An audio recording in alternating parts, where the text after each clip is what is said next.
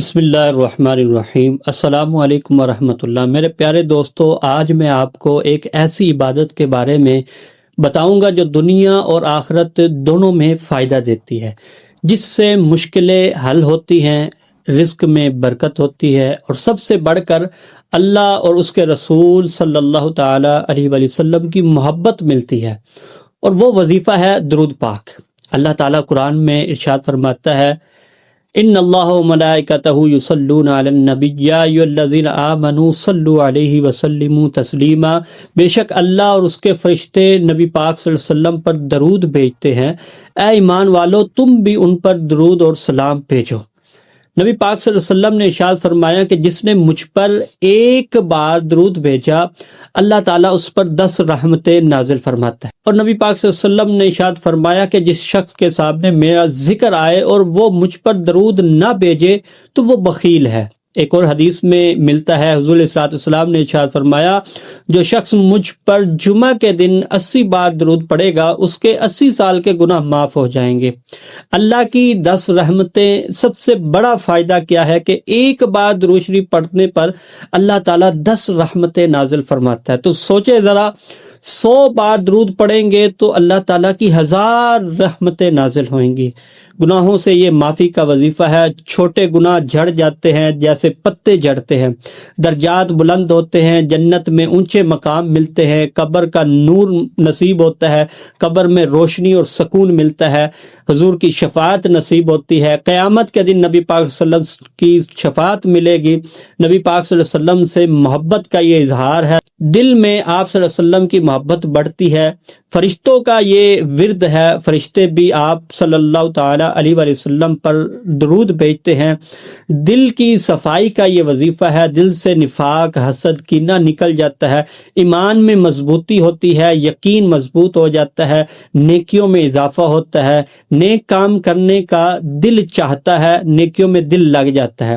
اسی طرح یہ دنیاوی فوائد کے لیے بھی بہت مؤثر ہے، جیسا کہ حاجت روائی پوری ہوتی ہے، جو کام مشکل ہو درود پڑے آسان ہو جاتا ہے، اسی طرح مشکلات حل ہو جاتی ہیں، ہر مصیبت سے نکلنے کا اس سے راستہ مل جاتا ہے، رزق میں برکت مل جاتی ہے، کاروبار میں برکت آ جاتی ہے، پیسہ آنا شروع ہو جاتا ہے، قرضوں سے نجات مل جاتی ہے، قرض ادا ہونے لگتے ہیں، دشمنوں سے بچاؤ کا ذریعہ ہے، دشمن کچھ نہیں بگاڑ سکتے، پریشانیاں دور ہو جاتی ہیں، دل کو سکون ملتا ہے، غم ختم ہو جاتے ہیں، اسی طرح بیماریوں سے بھی شفا ملتی ہے، صحت بہتر ہوتی ہے، دل کا سکون ملتا ہے، بے چینی، ٹینشن، ڈپریشن ختم ہو جاتی ہے۔ یہ دعا کی قبولیت کا ورد ہے، درود سے پہلے اور بعد میں دعا قبول ہوتی ہے، برکت کا یہ وظیفہ ہے، وقت میں، صحت میں، مال میں برکت ہو جاتی ہے، اسی طرح محبت کا وظیفہ ہے، لوگوں کے دلوں میں آپ کی محبت بیٹھ جاتی ہے، اسی طرح عزت کا یہ وظیفہ ہے، لوگوں میں آپ کی عزت اور احترام پیدا ہو جاتا ہے۔ اسی طرح اب جانتے ہیں کہ کون سے درود پاک کس وقت پڑھنے چاہیے، اس کے کیا فائدے ہیں۔